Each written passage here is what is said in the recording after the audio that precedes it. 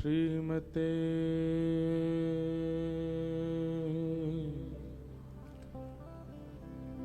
रामानुजाय नमः।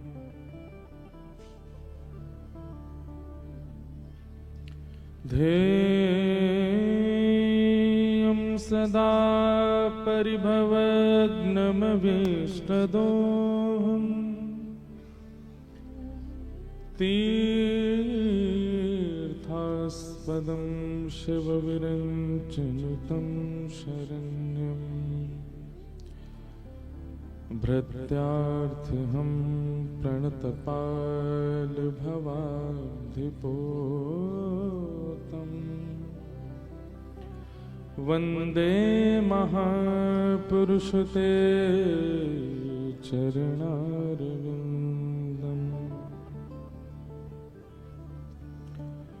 अस्ति स्वस्तरुणीकराग्रविगलत्कल्पप्रसूनप्लुतम्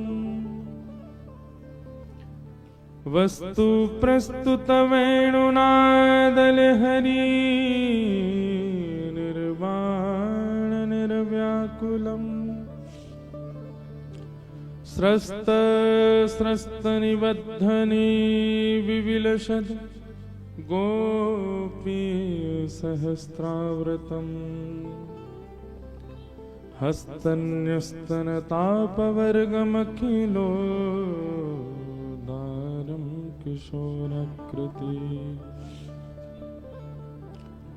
लक्ष्मीनाथ समारंभां नाथयामुनमध्यमाम्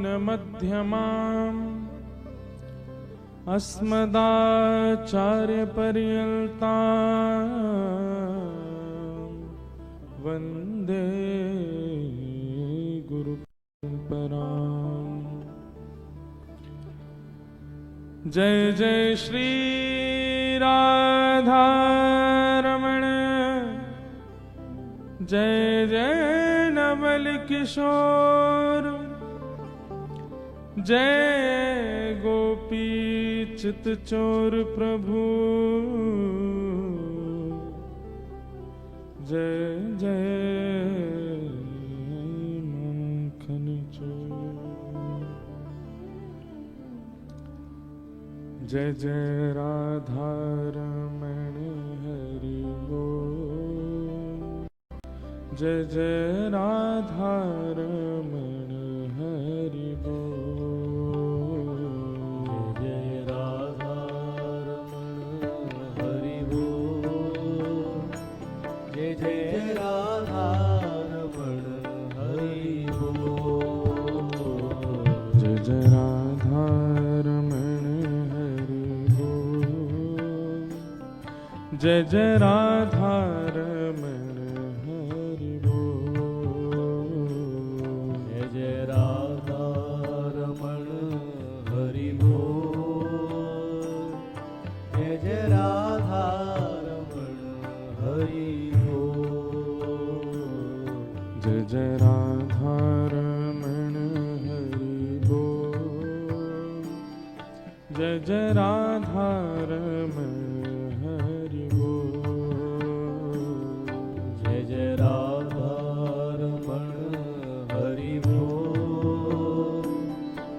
जय राधा रमण हरि बोल, जय जय राधा रमण हरि बोल, जय जय राधा रमण हरि बोल, जय जय राधा रमण हरि बोल, जय जय राधा रमण हरि बोल, जय जय राधा रमण हरि बोल, जय जय राधा रमण हरि बोल, ओ जय जय राधा रमण हरि बोल, जय जय राधा रमण हरि बोल, जय जय राधा रमण हरि बोल, जय जय राधा रमण हरि बोल। जय जय राधा आओ भाव से हरि बोल। जय जय राधा रमण हरि बोल। हे हरि बोल हरि बोल। हरि बोल हरि बोल। हाँ हरि बोल हरि बोल।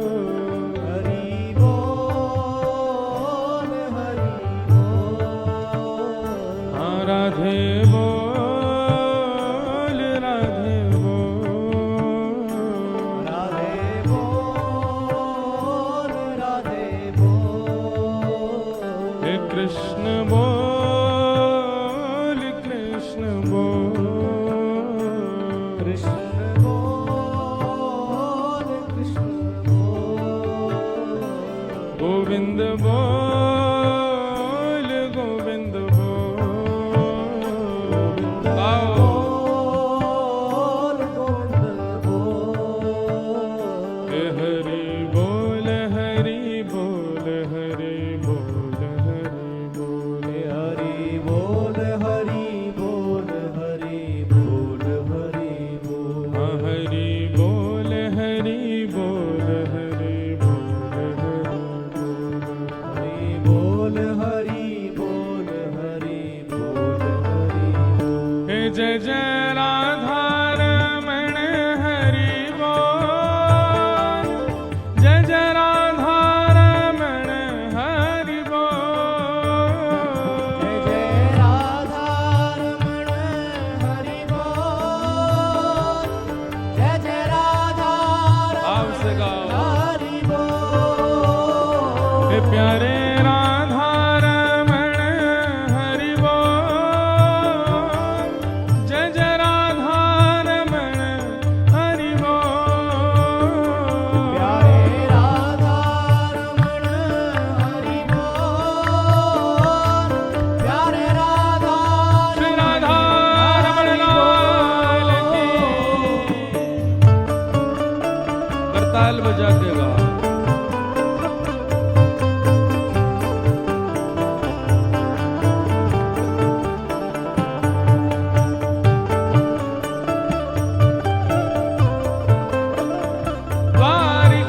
द्वारिकाधीश की। श्री वृंदावन बिहारी लाल की।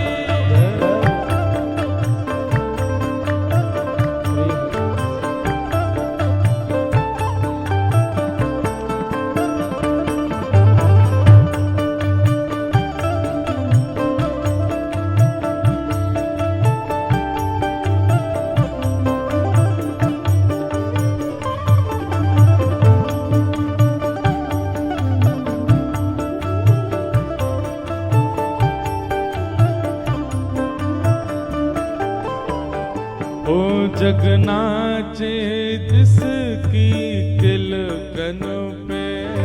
जगनाचे जिसकी किरकन पे। ओ जग नाचे जिसकी तिलकन पे। जगनाचे जिसकी किरकन पे। ओ कजरीली तिरछी चितवन पे। ओ कजरीली तिरछी चितवन पे। ओ कजरीली तिरछी चितवन पे। ओ कजरीली तिरछी चितवन पे। ओ या के रस के भरे हैं कपोल। या के रस के भरे हैं कपोल। हाँ या के रस के भरे हैं कपोल। या के रस के भरे हैं कपोल।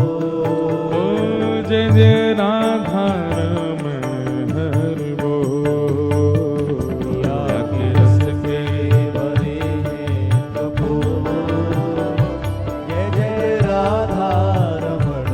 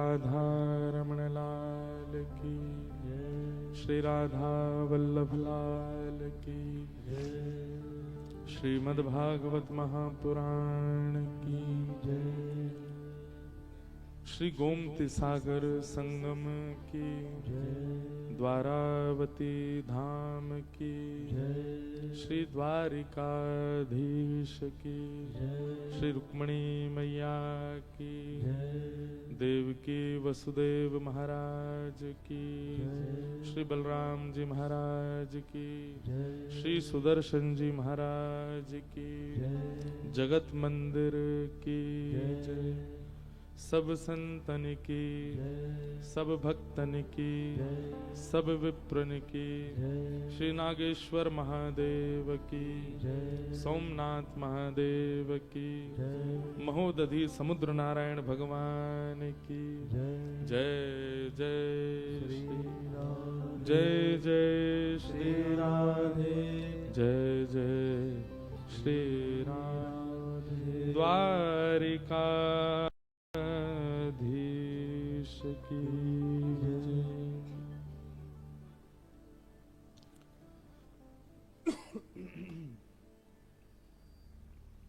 परम मंगल में परात प्रखलेश्वर अकारण करुणा वरुणालय तड़ित विनंदित पीताम्बरधारी श्री द्वारिकाधीश भगवान की शब्दमयी वाणीमयी प्रतिमूर्ति हम आप सबके मध्य में विराजमान श्रीमद् भागवत महापुराण को बारंबार प्रणाम। मंच पर विराजमान समस्त विप्रवृंद, समस्त गंधर्वजन और आप सभी श्रोता भाई बंधु मातृशक्ति एवं जिनके सत्संकल्प से हम आप सब लोग द्वारिका धाम में समुद्र गोमती जी के पावन संगम तट पर बैठ करके इस कथा रस का लाभ ले रहे हैं, ऐसे समस्त बंग परिवार और इनके समस्त प्रियजन भाईजन बंधुजन सब सराहना के अधिकारी हैं। सबको व्यास मंच से बहुत बहुत प्रणाम। जय श्री कृष्ण, जय सिया राम, जय श्रीमन नारायण, जय जय श्री राधे।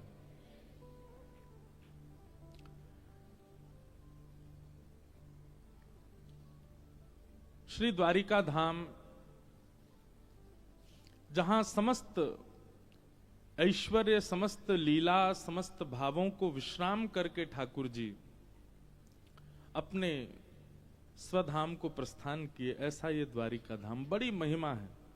हमें ऐसा लगता है, हो सकता है हमारी कहने में कोई चूक हो रही हो, पर व्यास मंच से कोई भाव आ रहा है और पिछले 9 वर्ष हो गए हमें कथा करते हुए। 9 वर्षों में जितना सुना समझा श्रवण किया उसके आधार पर यदि कहें तो धामों में सबसे ज्यादा महिमा द्वारिका की है।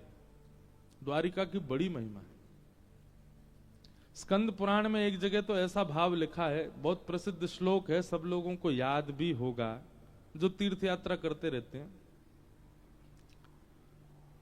अन्य क्षेत्रे कृतम पापम पुण्य क्षेत्रे विनश्यति।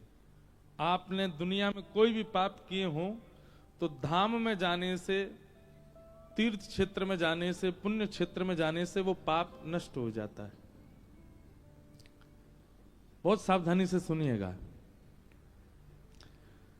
पूरे विश्व में किया गया कोई भी अनर्थ, कोई भी पाप वो तीर्थों में जाने से नष्ट होता है, लेकिन उसके पीछे कारण है कब नष्ट होता है। अब कोई व्यक्ति सारे पाप जितने भी आपको पता है वो सब करता है और वो द्वारिका आ रहा है, वो जगन्नाथपुरी जा रहा है, वो बद्रीनाथ जा रहा है, लेकिन वो इस बात को पहले ही विचार करके आया है कि जितने दिन द्वारिका में रहना बस उतने दिन छुट्टी है, लौट करके फिर से उसी कार्य में लग जाना है, वो सब खाना पीना है। ऐसे व्यक्ति के पाप कभी नष्ट नहीं होते। बल्कि ऐसा व्यक्ति तीर्थ में आता है तो तीर्थ उस पर बहुत ज्यादा दया कर देता है, उसके जो पाप 100 थे उनको मल्टीप्लाई इनटू 1000 और कर देता है। बहुत अच्छा। क्यों आए थे तीर्थ में? हमारे रिश्तेदार ले आए हमको, हमारा भाव तो नहीं था पर इनके कहने से आ गए। मतलब अपने स्वभाव और व्यवहार को बदलने की भावना से तीर्थ में नहीं आया। आप तीर्थ क्यों जाते हो, धामों में क्यों आते हो? कोई घूमने का कोई ये हॉलीडे स्पॉट थोड़ा ही है। यहां क्यों आया जाता है? ताकि जब लौट के जाएं तो कुछ परिवर्तन का अनुभव हो। कई लोग तो केवल मांगने के लिए जाते हैं ठाकुर जी को, हे द्वारिकाधीश। बड़े बड़े बिलियनियरों के बीच में बैठे हो आप, यहां से आगे ओखा में जाओ तो वहां बहुत बड़ी फैक्ट्री लगी हुई है नमक की, टाटा सॉल्ट और जाने क्या आगे सब है। इस तरफ जाओ तो जामनगर में बड़ी बड़ी फैक्ट्री, बड़े भारत के श्रेष्ठतम मिलीनियर हैं दोनों तरफ, बीच में द्वारिकाधीश। वैसे मिलीनियर, बिलियनियर और उससे ऊपर जो भी होता हो वो हैं तो केवल द्वारिकाधीश ही।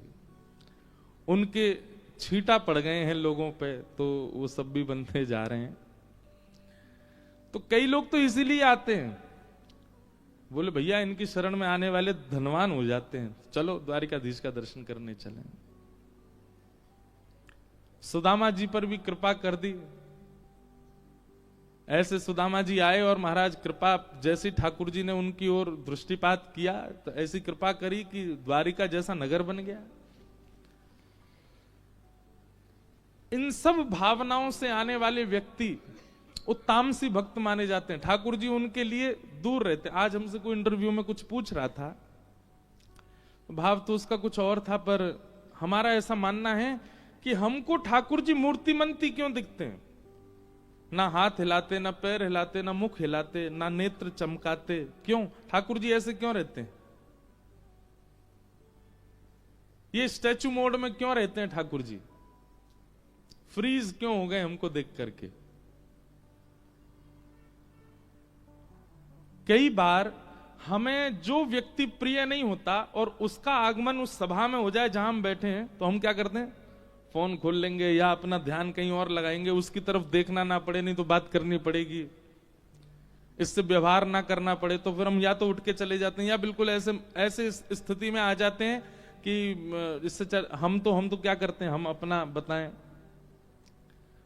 वैसे हमारा ऐसा भाव नहीं, बात तो सबसे करते हैं, पर फिर भी कई बार ऐसे कुतर्की लोग आते हैं कि उनसे बात करने का मन नहीं होता।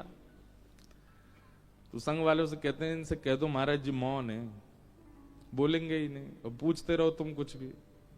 कथा से पहले और बाद में तो रहते ही हैं, पर ऐसे कोई असमय में कोई व्यक्ति कुतर्की आ जाता है ना, तो फिर उसके लिए हम जबरदस्ती मौन हो जाते हैं। मौन है, अभी बोलेंगे नहीं। क्या उसको कुछ उत्तर देने से अपनी ऊर्जा और जाती है। तो एक मानव का स्वभाव है कि कोई अप्रिय व्यक्ति सामने आने पर वो अपने आप को कहीं और व्यस्त दिखाता है। कहीं ना कहीं ठाकुर जी के दर्शन में अगर आपको केवल मूर्तिमंतता का दर्शन हो रहा है कि वो केवल स्थिर खड़े हैं, तो ठाकुर जी आपसे प्रसन्न नहीं है, इसलिए आपको अपने आप को व्यस्त दिखा रहे हैं कि हम तो मूर्तिमंत हैं, हम ना हिलेंगे ना डुलेंगे ना कोई क्रिया, कुछ नहीं कर रहे हैं। हर बार के दर्शन में एक अनुभव होना चाहिए। आज सुबह मंगला दर्शन किए, ध्वजा जी का, जब हमारे बंक परिवार की ओर से आज ध्वजा जी थी ठाकुर जी की सुबह की, कैसे लग रहे थे लाल जी? जैसी देखने गए तो आज राजा ध्वज नहीं लग रहे थे, आज ऐसी लग रहे ये ब्रज के लाला हैं हमारे, सॉल ओढ़ करके बढ़िया बिल्कुल कंबल में लपेट के, मुखमंडल दिख रहा है बस। पीत रजाई दूर दे मुखते, छाड़ दे अलसई है। ये पद मन में आया जैसी द्वारिकाधीश को देखा। क्या भाव है? यशोदा मैया कह रही हैं, लाला इतना आलस काय को कर रहे हो? पीत रजाई दूर दे मुक्ते, पीत रजैया अपनी दूर कर दे लाला, सब होता है। तो इसका मतलब यह है कि ठाकुर जी आपके लिए मूर्तिमंत नहीं, आपको एक लीला का दर्शन करा रहे हैं। ठाकुर जी का मुकुट देख करके, माला देख करके, पोशाक देख करके, मसनद देख करके, किसी भी स्थिति को कोई लीला आपके चित्त में आती है, यह दर्शन का स्वरूप है। और केवल आपको ठाकुर जी दिख गए, बस खड़े हैं, कोई लीला स्मरण में नहीं आई है, तो आपके लिए ठाकुर जी व्यस्त हैं। लीला चिंतन होना चाहिए, लीला अनुभव होना चाहिए। तो बात हम क्या कर रहे थे, पर कहां से कहां चले जाते हैं। शास्त्र आज्ञा करते हैं कि पूरी दुनिया में किए गए पाप तीर्थों में जाने से नष्ट हो जाते हैं। पर कब? जब तीर्थ में आप इस संकल्प से गए हो कि हे द्वारिकाधीश, मैं आ रहा हूं आपके पास, आपके दर्शन के बाद नियम ले लूंगा, ये काम जो मैंने आज तक किया है ना, इसको नहीं करूंगा, अब मैं अब त्याग दूंगा, तब तीर्थ आपके पापों को नष्ट करेगा। नहीं तो तीर्थ पे ऐसे तो फिर सारे चोरों की जमात लग जाएगी तीर्थों में, सारे गुंडों की जमात लग जाएगी, सब आते रहेंगे यहीं पे।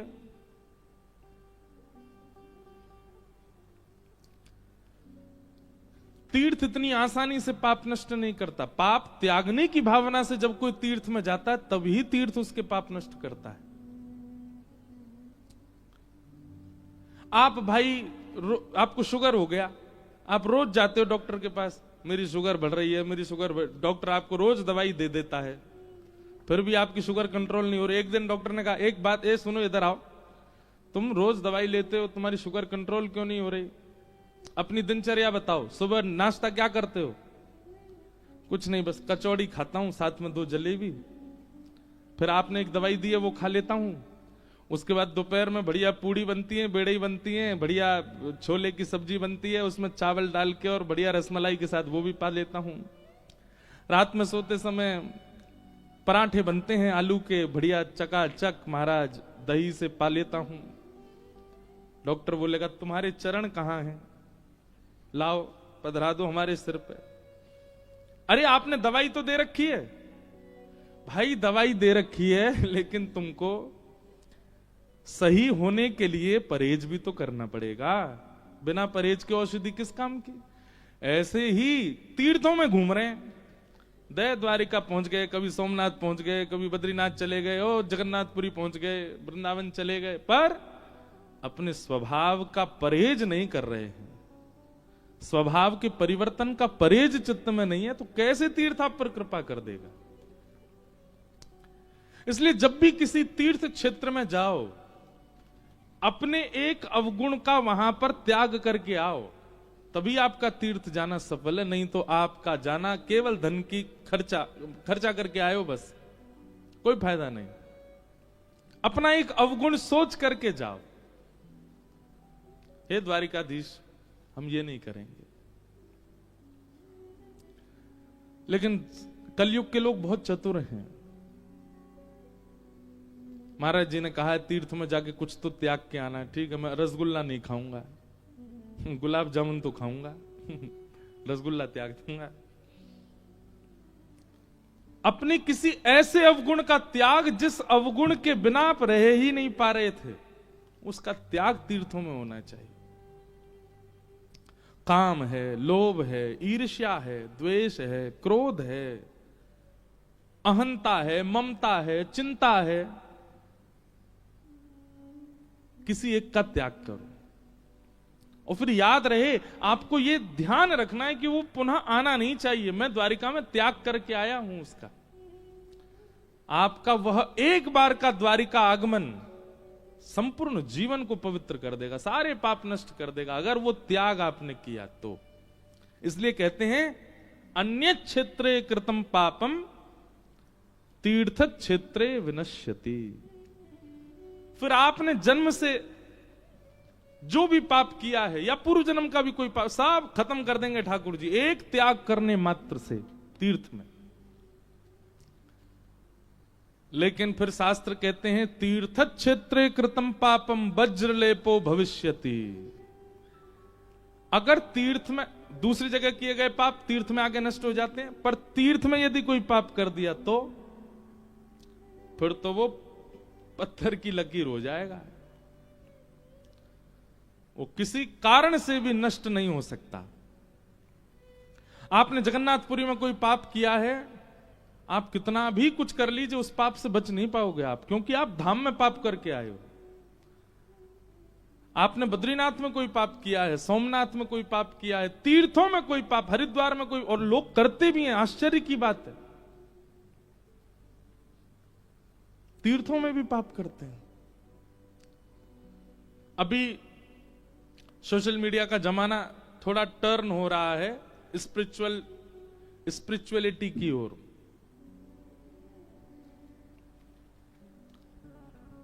चाहे वो वीडियो ब्लॉगर्स हों, चाहे वो इन्फ्लुएंसर्स हों, वो सब अब तीर्थों में जाना प्रारंभ कर रहे हैं, पर वहां जाकर के भी वही नियम अपना रहे हैं जो गोवा में अपनाते हैं, वही नियम अपना रहे हैं जो मनाली में अपनाते हैं, वही नियम अपना रहे हैं जो सिंगापुर में अपनाते हैं, जो स्विट्जरलैंड में अपनाते हैं।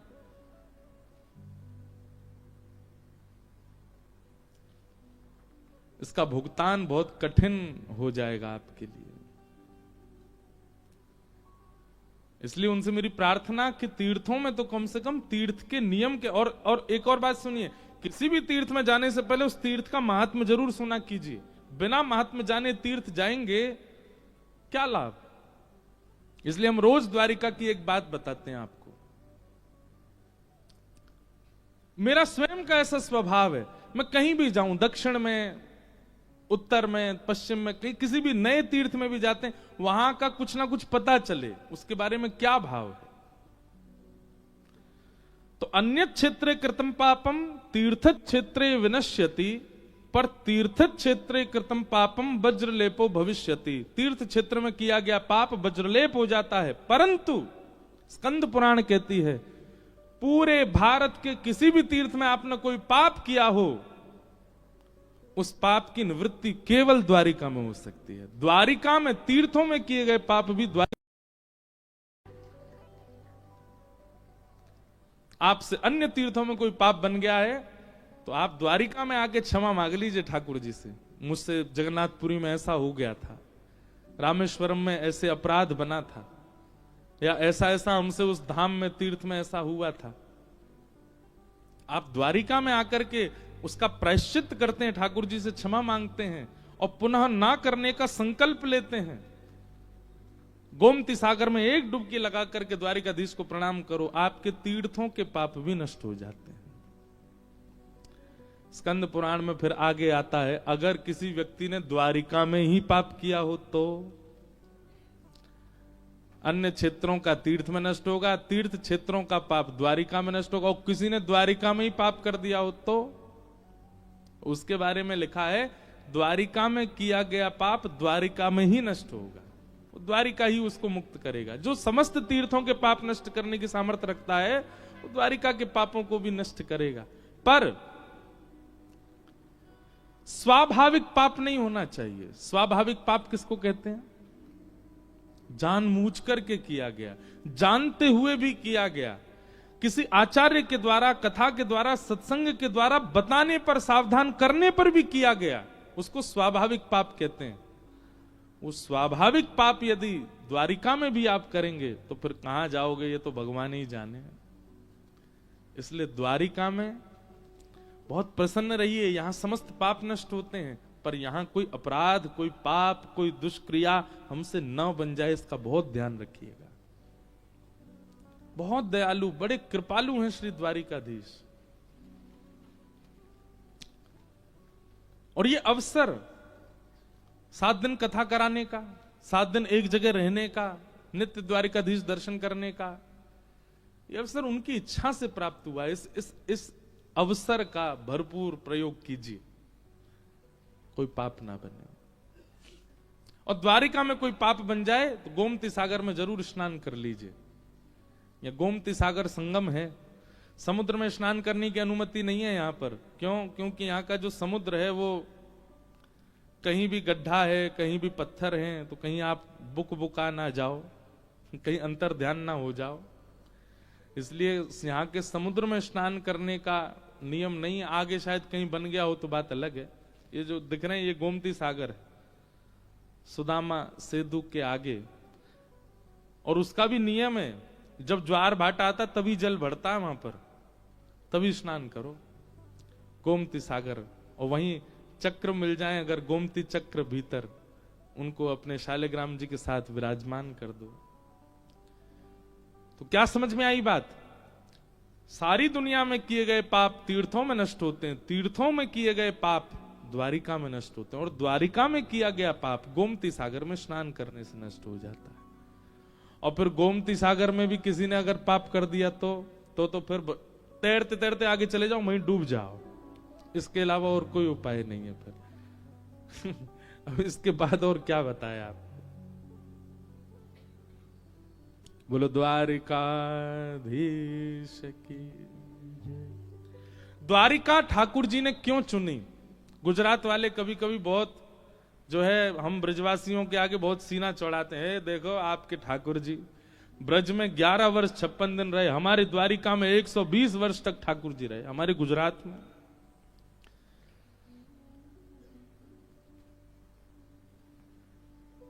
कई बार व्यक्ति का जन्म हुआ भारत में रहा बेचारा 18 साल तक पढ़ाई की, स्कूल वगैरह की, और 18 साल के बाद बेचारे को विदेश जाना पड़ जाता है। विदेश में पढ़ाई करने गया, यूनिवर्सिटी में पढ़ा, फिर वहीं उसकी जॉब लग गई, वहीं बिजनेस चालू हो गया, वहीं कोई पसंद आ गई, ब्याह कर लिया, बच्चे आदि सब हो गए। जन्मा कहां? भारत में। अपनी युवावस्था कहां व्यतीत की? भारत में। पर अब कहां रह रहा है 40 साल से? विदेश में। उससे पूछो मन लगता तुम्हारा? मातृभूमि की बहुत याद आती है। तो हमारे ठाकुर जी तो बेचारे मजबूरी में रह रहे हैं, नहीं ठाकुर जी को नित्य याद तो श्री वृंदावन की ही आती है।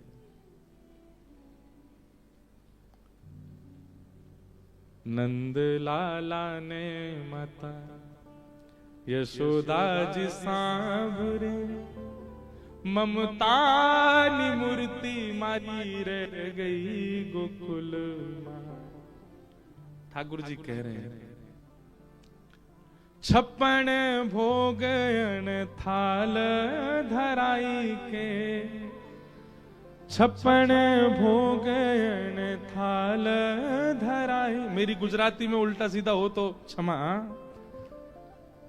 आज मैं एक चीज सोच रहा था सुबह सुबह कि ठाकुर जी द्वारिका आए, देखो ऐसे चिंतन चलते रहने चाहिए। ठाकुर जी द्वारिका आए तो द्वारिका आके ठाकुर जी गुजराती बोलते थे क्या? वो यहां पे भी ब्रजभाषा ही बोलते होंगे। हमको तो बड़ा अटपटा सा लगता होगा है, पीतांबरी पहन करके, मोर मुकुट धारण करके, और कानों में मकराकृत कुंडल पहन करके, और शंख चक्र गदा पद्म धारण करके, एक हाथ में वंशी लेकर के द्वारिकाधीश चल रहे हैं। रास्ता में यूं पूछ रहे केम छो, तमे केम छो? ऐसे नहीं पूछते होंगे लाल जी।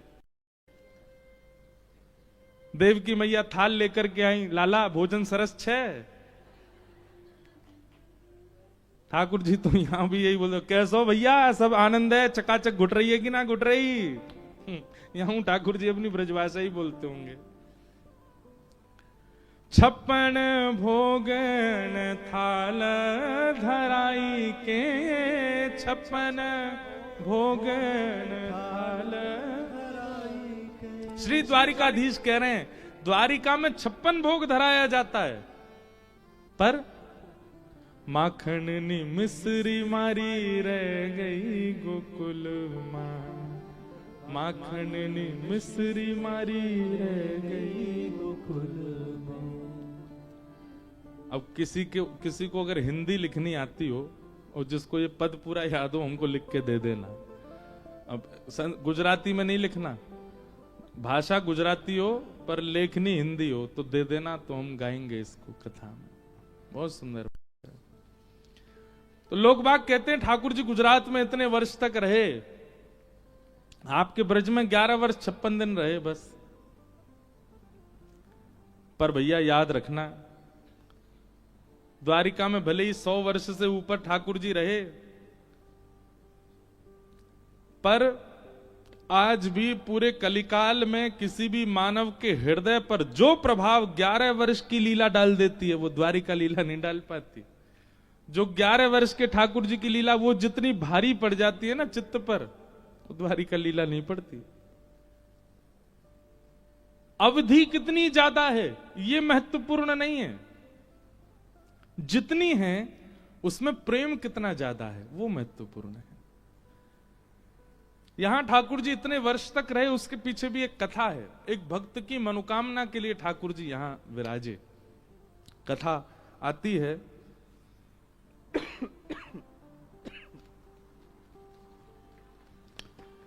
आज हमारा हवन था ये समुद्र तट पर, तो हमारे पंडित जी महाराज संकल्प जब बोल रहे थे तो संकल्प में आपने बोला था द्वारिका का एक और नाम है, क्या?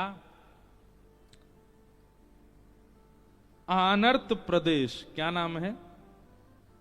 क्या नाम है? आनर्त प्रदेश। इसको आनर्त देश कहते हैं। अगर जब यहां पर संकल्प लिया जाता है तो आपको कहना पड़ेगा आनर्त प्रदेश, गोमती तटे, गोमती सागर संगमे। तो इसका मूल नाम, पुराना नाम, द्वारिकाधीश जब विराजे उससे पूर्व का नाम आनर्त प्रदेश। और कथा कुछ इस प्रकार है कि श्रीमद् भागवत जी में जब चंद्रवंश के राजाओं का वर्णन आता है तो वहीं चंद्रवंश सूर्यवंश के राजाओं के वर्णनों में एक राजा का नाम आता है सरियाती। बहुत ध्यान से सुनिएगा। सरियाती राजा थे, वो एक छत्र सम्राट थे पूरी पृथ्वी के। उन्हीं के पुत्र का नाम था आनर्त। तो सरियाती राजा एक छत्र सम्राट जब बन गए पूरी पृथ्वी के, तो एक दिन अहमवश, अहंकारवश अपने सिंहासन पर बैठ करके बोले ये पृथ्वी, ये भूमि, ये मेरी दासी है और मैं इसका स्वामी हूं। ये पृथ्वी मेरी दासी है। और ऐसा भी होता था बंधुओं कि प्राचीन काल में जब राजा होते थे तो उन राजाओं की आज्ञा पृथ्वी भी मानती थी। एक छत्र सम्राट यदि होते थे तो अगर राजा पृथ्वी को आज्ञा कर देते कि आपको यहां पर इस प्रकार की फसल उगानी है, तो पृथ्वी को वहां वो प्रकट करना पड़ता था, क्योंकि राजा को विष्णु स्वरूपी माना जाता था। परंतु इस बात का कभी किसी राजा ने अभिमान नहीं किया कि वो पृथ्वी का राजा है। सरियाती राजा ने इसका अभिमान किया और एक दिन सभा में बैठ करके बोला ये पृथ्वी तो मेरी दासी है, मैं पूरी पृथ्वी का राजा हूं और पृथ्वी का स्वामी होने के नाते मैं ही परब्रह्म हूं, मैं ही नारायण हूं, मैं ही ईश्वर हूं। अब राजा के डर के मारे सब लोग तो हाँ हाँ हाँ जी करने लगे, लेकिन उनका पुत्र बेटा था आनर्त। उसने हाथ जोड़ करके चरणों में प्रणाम करते हुए एक बात कही, बोले पिताजी आप जो कह रहे हैं वो बात बिल्कुल सत्य कि आप एक छत्र सम्राट हैं, पर आपने जो ये बात कही कि आप पृथ्वी के स्वामी हैं, ये आप गलत कह रहे हैं।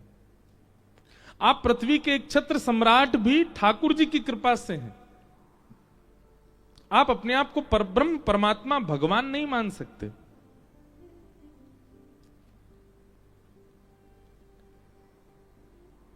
सुबह सुबह उठते ही कितने लोग हाथ देखते हैं, हाथ ऊपर करो, झूठे, सबरे झूठे। इतने सब देखते हो हाथ सुबह उठते ही। चलो कल सबके कमरान में जाके देखूं मैं कितने लोग हाथ देखते हैं।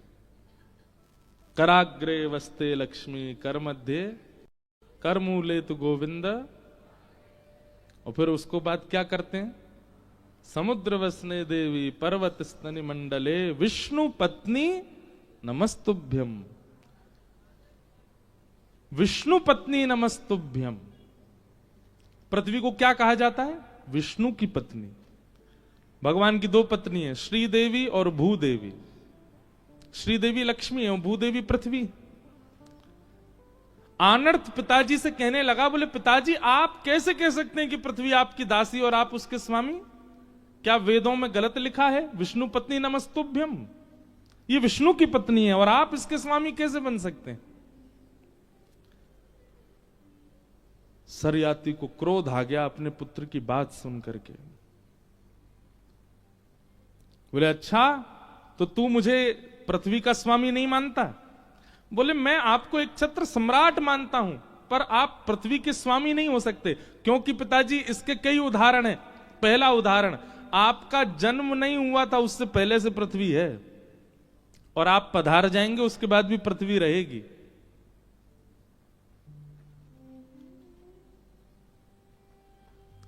वो अनादिकाल से है और अनादि तक रहने वाली, आप उसके स्वामी कैसे हो सकते हैं? वो आपसे भी प्राचीन है। और दूसरी बात, भगवान की पत्नी है वो, और एक बार जिसका ब्याह हो गया, एक बार जिसको पति वरण हो गया और सदा के लिए एक साथ रह रहे हैं, वेदों में भी प्रमाण है, उसका अन्य पति कैसे हो सकता है? इसलिए मैं वेद प्रमाण बात मानूंगा। आप पृथ्वी के सम्राट भले ही होंगे, स्वामी नहीं हो सकते। आनर्त और सरयाती में थोड़ी नोकझोंक हो गई। सरयाती ने कहा तो फिर ठीक है, तू मुझको अगर पृथ्वी का स्वामी नहीं मानता तो मैं पृथ्वी का एक छत्र सम्राट होने के नाते आज्ञा देता हूं, मेरी पृथ्वी के एक भी कोने में तू नहीं रहेगा, मेरे राज्य को छोड़ के चला जा। कहां जाएगा बता? पूरी पृथ्वी पर मेरा शासन है और मैं अपने शासन में तुझे रहने नहीं दूंगा। आनर्त बोला, आप पृथ्वी के सम्राट हैं, समुद्र के नहीं। मैं समुद्र में चला जाऊंगा, मैं समुद्र पर रहूंगा, और समुद्र के स्वामी तो नारायण है। और आनर्त तुरंत निकल पड़े राज्य छोड़ करके, और चलते चलते यहीं आए, इसी स्थान पर। और यहां आकर के समुद्र में कटी भर प्रवेश करने के बाद, प्रवेश करते जा रहे थे, ऊर्ध्वभुजा धारण कर ली, एक पैर पर खड़े हो गए समुद्र की लहरों के बीच में, और वहीं तप करने लगे ठाकुर जी का। आनर्त के इस तप को देख करके श्री ठाकुर जी बड़े प्रसन्न हो गए, और प्रसन्न होकर के ठाकुर जी ने तुरंत समुद्र नारायण भगवान को आज्ञा की। बोले पूरा पृथ्वी मंडल, यहां का एक छत्र सम्राट सरयाती है, समुद्र का राजा मैं हूं, मैं आपको आज्ञा देता हूं, जिस क्षेत्र में, जिस स्थान पर आनर्त खड़ा है उसके 100 योजन की भूमि आप खाली कर दीजिए, पीछे चले जाइए, और उस भूमि का राजा, उस भूमि का स्वामी पृथ्वी का राजा ना होके आनर्त को बना दीजिए। इस पूरे 100 योजन के भूखंड में पृथ्वी के राजा की आज्ञा नहीं चलेगी, ये मेरी आज्ञा है। और भगवान ने आकाशवाणी करके समुद्र नारायण भगवान से कहा, आप 100 योजन भीतर चले जाओ, जहां वो खड़ा है उससे, और इतना पूरा क्षेत्र ये आनर्त का होगा। समुद्र नारायण तुरंत प्रकट हुए, आनर्त के तप से प्रसन्न होकर बोले, भगवान ने आज्ञा की है, आपको पिताजी ने देश से निकाल दिया, और आपने ठाकुर जी की सत्ता को प्रमाणित करने के लिए अपने पिता का देश त्याग दिया। इसलिए भगवान ने आज्ञा की है कि आप जहां खड़े, यहां से चारों ओर 100 योजन तक ये आपकी भूमि है, यहां पृथ्वी पर किसी राजा का शासन नहीं होगा, और मैं अब पीछे हट रहा हूं। और समुद्र नारायण पीछे जाने लगे। आनर्त बहुत प्रसन्न तो हुए, पर नेत्रों में अश्रु भर आए। ठाकुर जी के चरणों में प्रणाम किया, बोले भगवान मेरी एक कामना सुन लीजिए। भगवान प्रसन्न हो गए, प्रकट हुए, बोलो क्या चाहिए बताओ। बोले एक भक्त कभी नहीं चाहता कि उसके नाम से या उसकी सत्ता से किसी बात का प्रचार हो। भक्त कभी प्रचार में नहीं रहना चाहता। मैं नहीं चाहता कि इतिहास में या भविष्य में लोग इस भूमिखंड को मेरे नाम से जाने। जब कभी भी मेरा नाम लिया जाएगा मुझे तो पीड़ा होगी नाथ। आपने मुझे ये स्थान दिया है, ये भूमिखंड मुझको दिया है, मैंने मांगा नहीं था, मेरी इच्छा भी नहीं थी, पर आपने मुझे दिया है, तो कृपा करके अब मेरे इस स्थान को आप सुशोभित कीजिए, ये आपके नाम से जाना जाए, आपकी उपस्थिति से इसकी महिमा हो, ऐसी कृपा इस पर कीजिए। भगवान बड़े प्रसन्न हो गए, समझ रहे ना कथा पूरी, आनर्त से बहुत खुश हुए। ये कथा बहुत लोगों को नहीं पता होगी। भगवान बोले हम योजना बनाएंगे और तुम्हारी इस भूमि को हम ही पवित्र करेंगे। फिर आनर्त के वंश में एक राजा हुए, उन राजा का नाम था रयवत। क्या नाम था? रयवत। रयवत की पुत्र की पुत्री का नाम था रेवती। रेवती जी का विवाह हुआ बलराम जी के साथ, और बलराम जी से रेवती जी के विवाह करने में रेवत राजा ने अपनी पौत्री, अपनी पुत्र की पुत्री के ब्याह में दहेज रूप में आनर्त देश को प्रदान किया, द्वारिका को प्रदान किया। ये एक कथा शास्त्रों में ऐसी बताई जाती है, दहेज में मिली ठाकुर जी को, और ठाकुर जी को भी नहीं, बड़े भैया को दहेज में मिली द्वारिका नगरी। तो बलराम जी को तो पहले बड़ा संकोच हुआ, बोले दहेज में, हमको तो दहेज चाहिए ही नहीं, और ये तो हमारे जो पितामह ससुर जी हैं, ये तो पूरी की पूरी भूखंड ही दे रहे हैं। तब ठाकुर जी ने बलराम जी को समझाया, बोले ये नहीं दे रहे और आप ले भी नहीं रहे, ये एक पूर्व की कथा है, इनके पूर्वज आनर्त को हमने वचन दिया है कि उसकी भूमि को हम स्वीकार करेंगे, इसलिए आप ले लीजिए।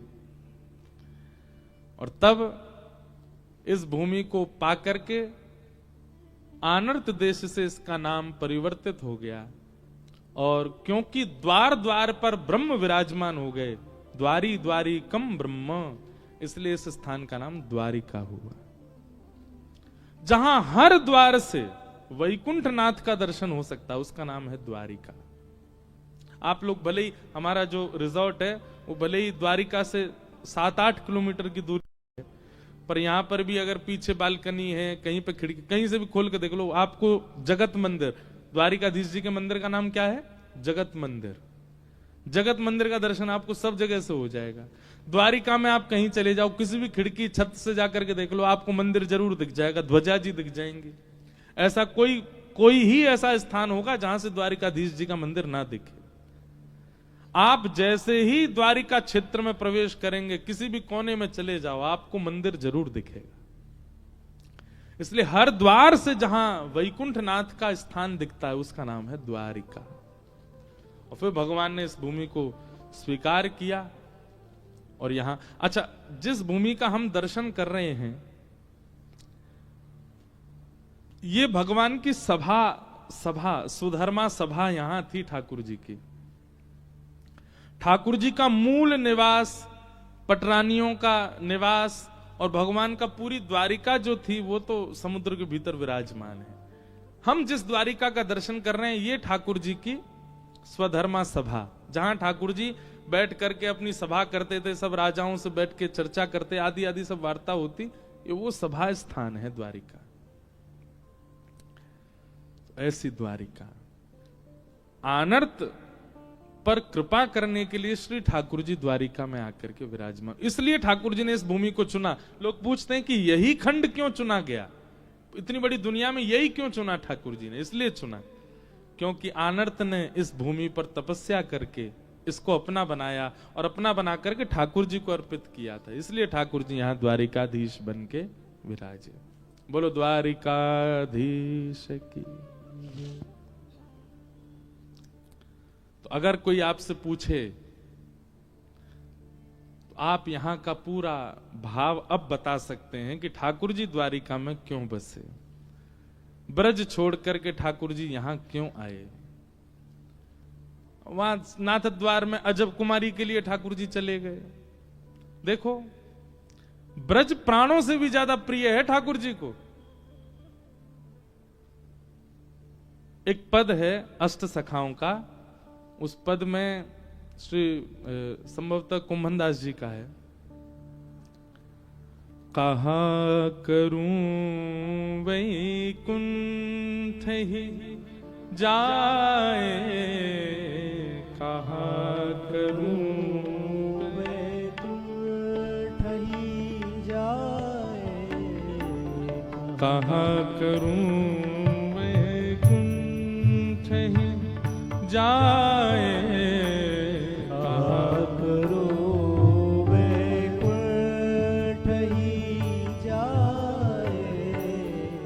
कहाँ करूं वैकुंठ ही जाए, कहाँ करूं वैकुंठ ही जाए। श्री गोविंद दास जी का पद है। सब लोग गाना मुझसे कल कह रहे थे, बोले महाराज जी आप अपने भाव सुनाओ।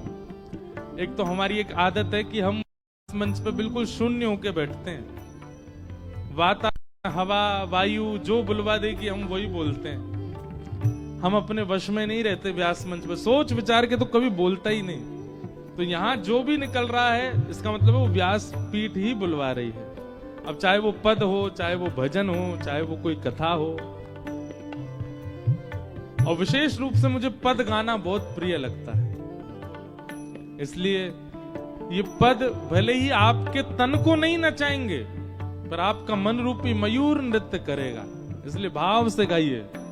ठाकुर जी कह रहे हैं, कहाँ करूं वैकुंठ ही जाए, कहाँ करूं वैकुंठ ही जाए। जहां नहीं वंशी वट यमुना गिरी, जहाँ नहीं वंशी वट यमुना गिरी। जहां नहीं वंशी वट यमुना गिरी, जहां नहीं वंशी वट यमुना गिरी। गोवर्धन और नंद की गाय, गोवर्धन और नंद की गाय। कहाँ करूं वैकुंठ ही जाए, कहाँ करूं वैकुंठ ही जाए। कहाँ करूं वैकुंठ ही जाए, कहाँ करूं वैकुंठ ही जाए।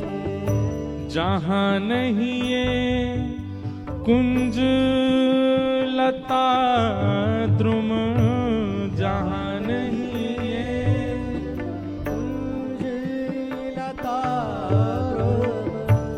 मंद सुगंध बहत ना प्यार, मंद सुगंध बहत नहीं प्यारे।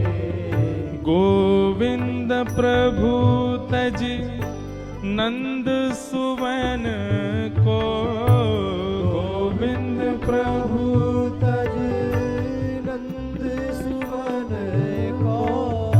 ब्रज तज मोरी जाए बलाए, ब्रज तज मोरी जाए बनाए। कहाँ करूं वैकुंठ ही जाए, कहाँ करूं वैकुंठ ही जाए। कहाँ करूं वैकुंठ ही जाए, कहाँ करूं वैकुंठ ही जाए। स्पष्ट इस पद में ठाकुर जी क्या कह रहे हैं?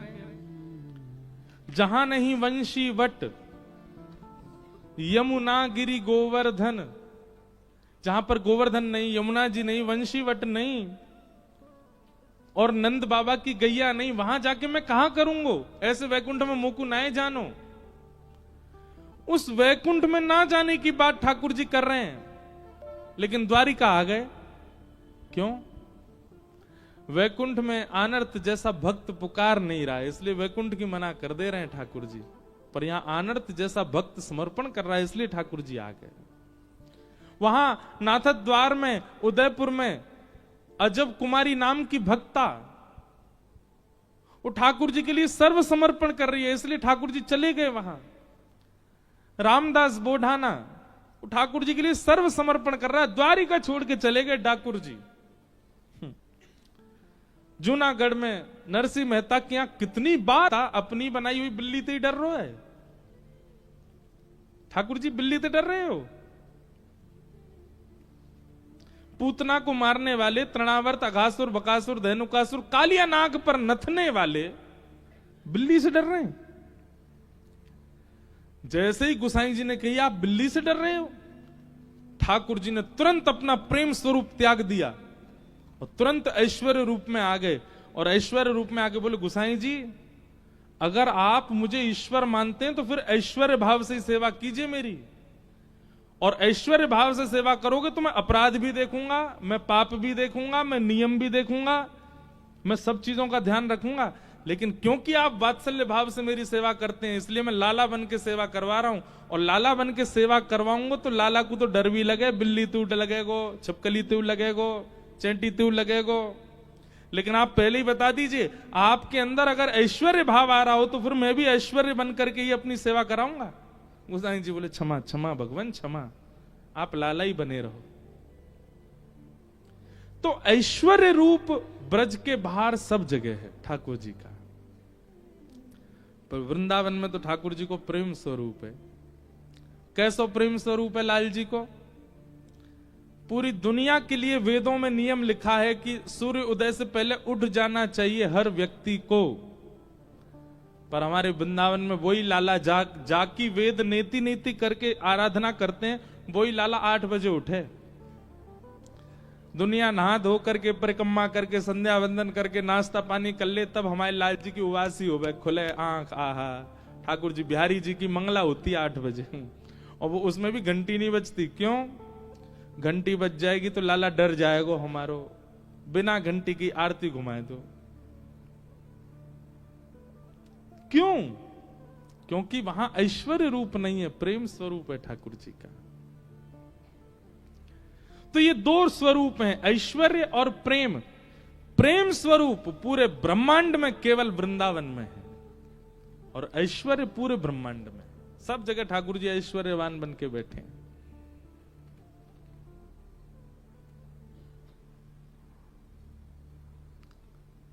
तो अपने प्राण प्यारे ब्रज को भी ठाकुर जी छोड़कर के प्रेम स्वरूप से नहीं गए, ऐश्वर्य रूप से गए द्वारिका। प्रेम स्वरूप तो आज भी वृंदावन में विराजता है ठाकुर जी का। कल मैं प्रसाद पाने गया मंदिर, तो राजभोग पा रहे थे, तो मैंने पुजारी जी से पूछा, मैंने कि आपके यहां राजभोग के बाद मंदिर बंद होने का कारण क्या है? बोले, हमारे ठाकुर जी राजा धीराज हैं, अब इतना बढ़िया प्रसाद पाया, प्रसाद पाके थोड़ी देर पौधेंगे, सोएंगे। मैंने, हमारे ब्रज में ठाकुर जी सोते नहीं हैं। दोपहर में ठाकुर जी के मंदिर बंद क्यों होते हैं?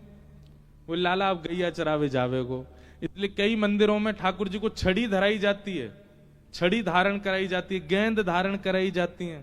ठाकुर जी गेंद लेके, छड़ी लेकर के और कटकाचनी पहन करके, और कई मंदिरों में ठाकुर जी की भोग सामग्री रखी जाती है, लाला वन में जाएगो गैया चरावे, तो ऐसी व्यवस्था करके भेजा जाता है। दोपहर में 1-2 बजे वृंदावन में दर्शन क्यों नहीं होते? बोले, क्योंकि लाल जी मंदिर में है ही नहीं, गैया चरावे गए जमुना पल्ली पार, 4:30-5 बजे लौटेंगे तब दर्शन होंगे। और 4:30 बजे 5 बजे उत्थापन जब होगा ठाकुर जी का, तो फल का भोग लगाएंगे। फल का भोग क्यों? बोले, ठाकुर जी अभी लौट के नहीं आए नंद भवन, वन में ही है, तो वन की भिलनियों ने फल तोड़ तोड़ के ठाकुर जी को पधराए, इसलिए फल का भोग लगता है। और फिर ठाकुर जी जब लौट करके आते हैं 4:30-5 बजे के बाद, फिर मंदिरों में हल्के गर्म जल से थोड़े कपड़े गीले किए जाते हैं, फिर ठाकुर जी गाल पहुंचे जाते हैं, हाथ पहुंचे जाते हैं। बोले, क्यों?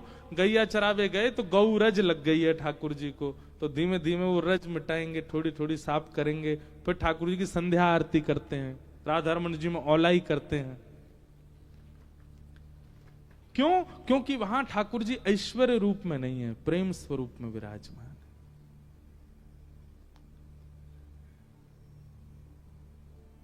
ये ठाकुर जी का ऐश्वर्य रूप है, ठाकुर जी में ऐश्वर्य रूप है।